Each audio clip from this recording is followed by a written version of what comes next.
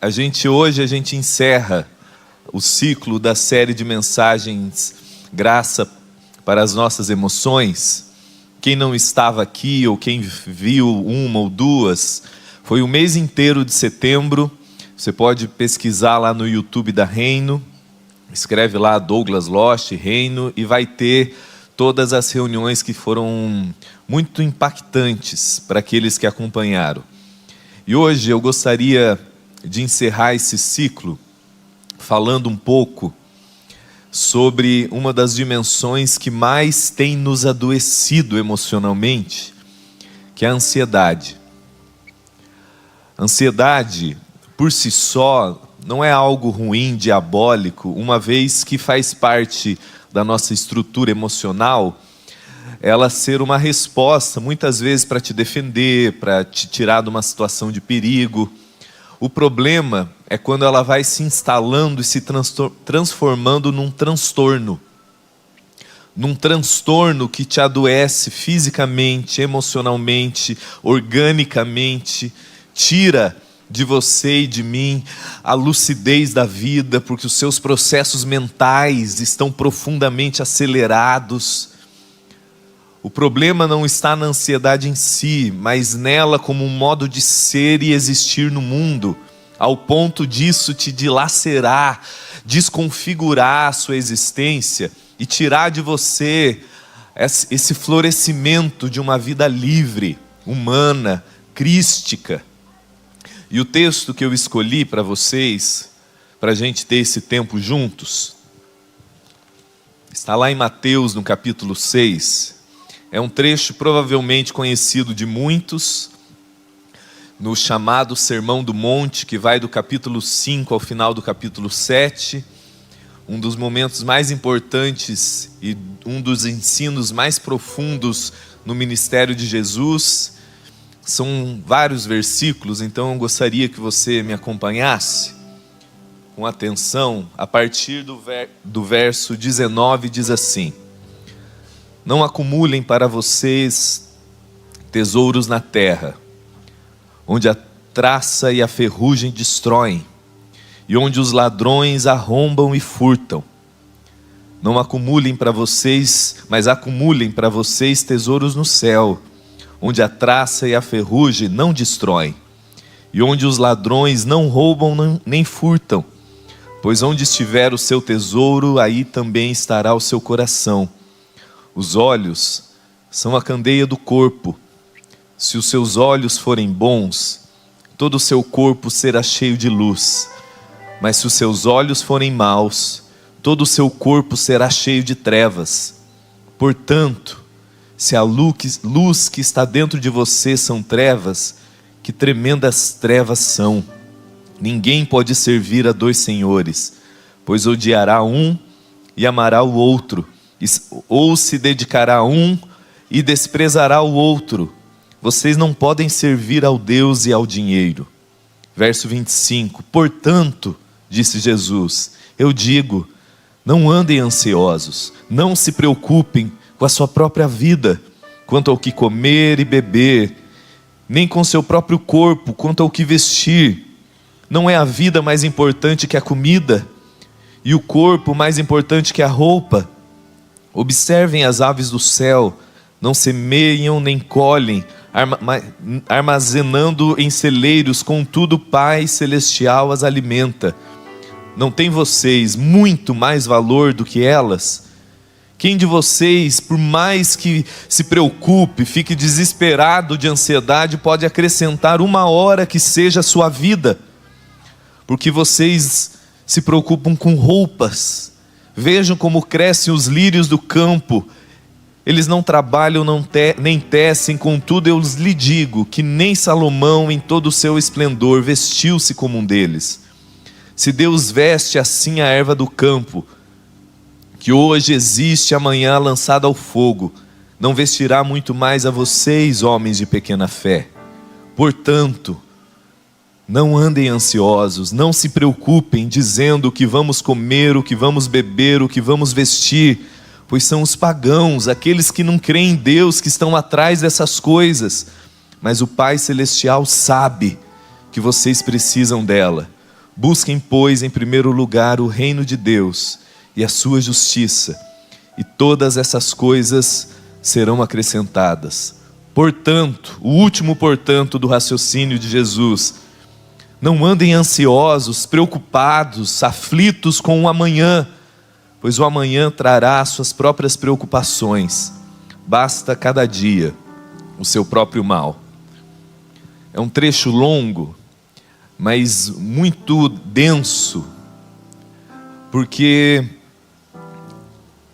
como qualquer coisa que você vai ler e estudar nas Escrituras, você tem que levar em consideração todo o contexto.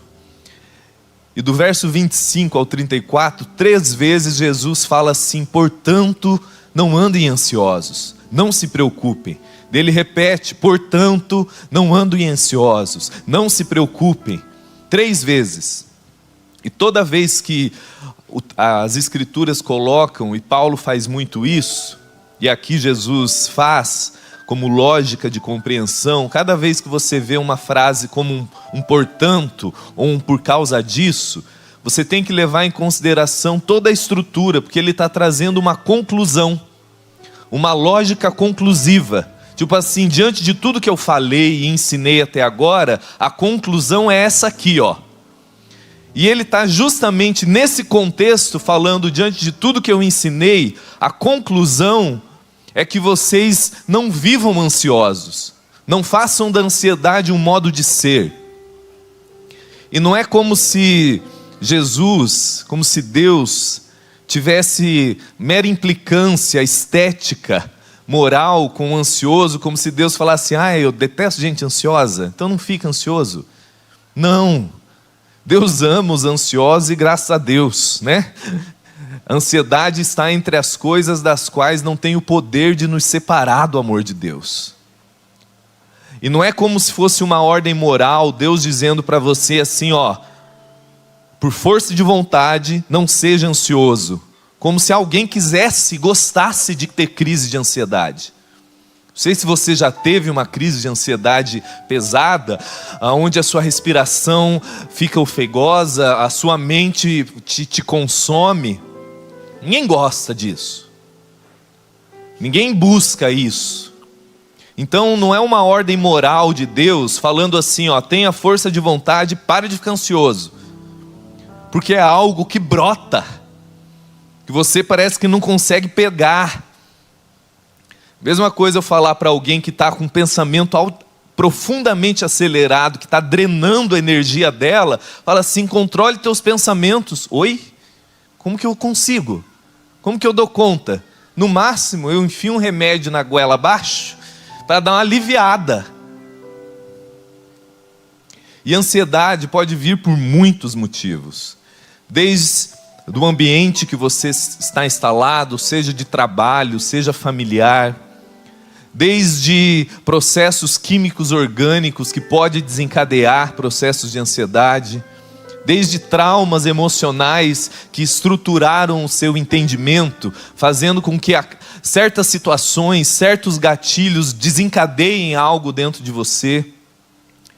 Mas o que eu quero me dedicar essa manhã com vocês é a partir de um contexto que Jesus dá, aonde ele começa no verso 19 dizendo: não acumulem tesouros na terra. Não acumulem. O que é isso? É Deus ficando com implicância que você quer trocar de carro? É Deus mandando você virar monge e viver de vento no deserto? Não.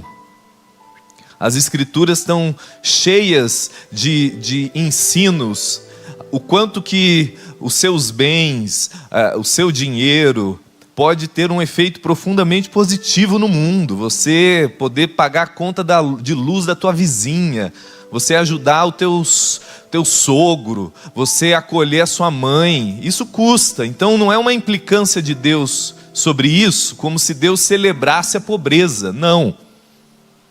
Só que também não significa que tesouros sejam necessariamente questões financeiras.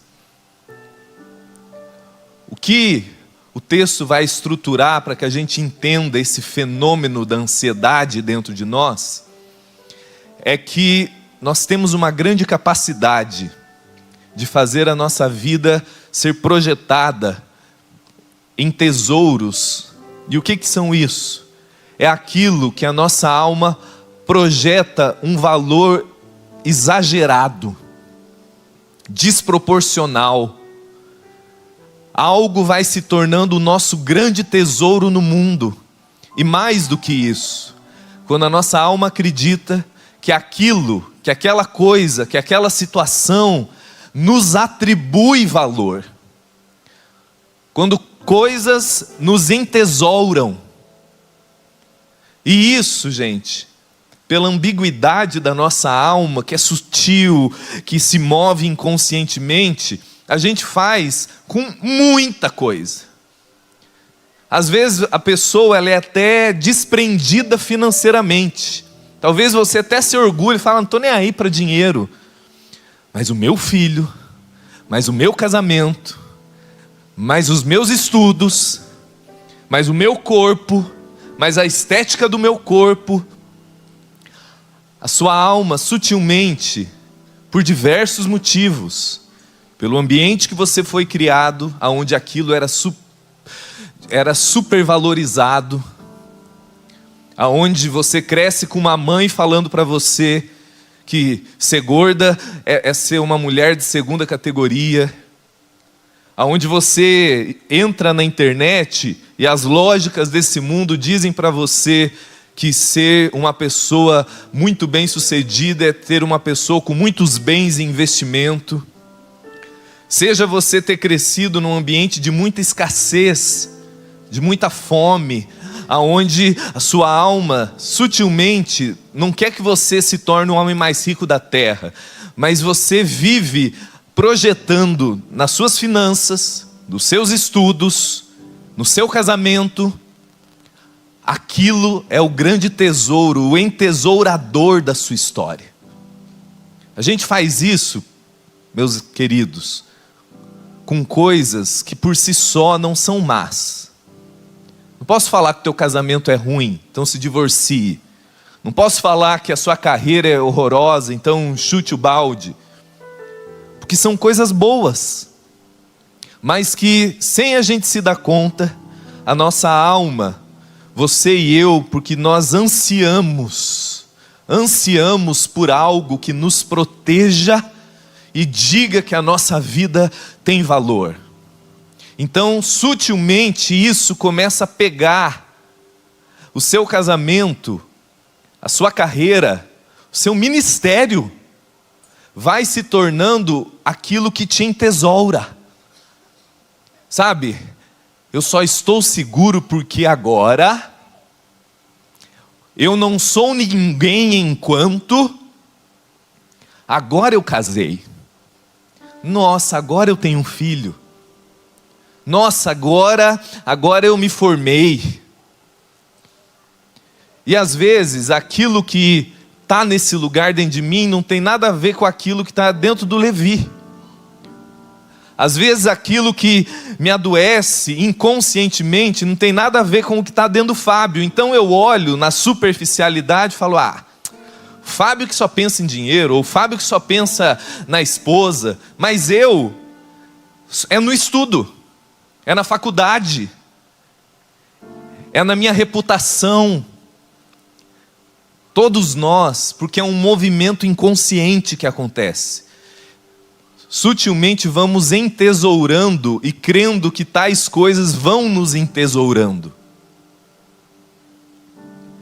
E isso, Jesus traz com grande clareza que o perigo disso, óbvio, objetivo, é que nada na presente era, nada, por melhor que essas coisas sejam, e são, sua carreira e tudo aquilo que eu tenho explicado, o perigo objetivo de você se relacionar com as coisas assim, é porque elas são passageiras,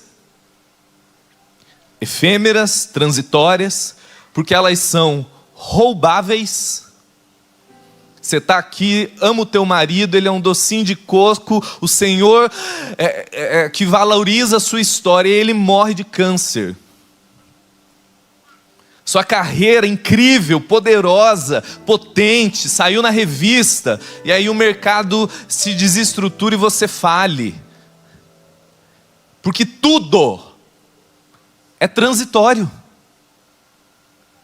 Tudo, na lógica de Jesus, na presente era, agora está, e eu não tenho certeza se ao fim do ano continuará lá.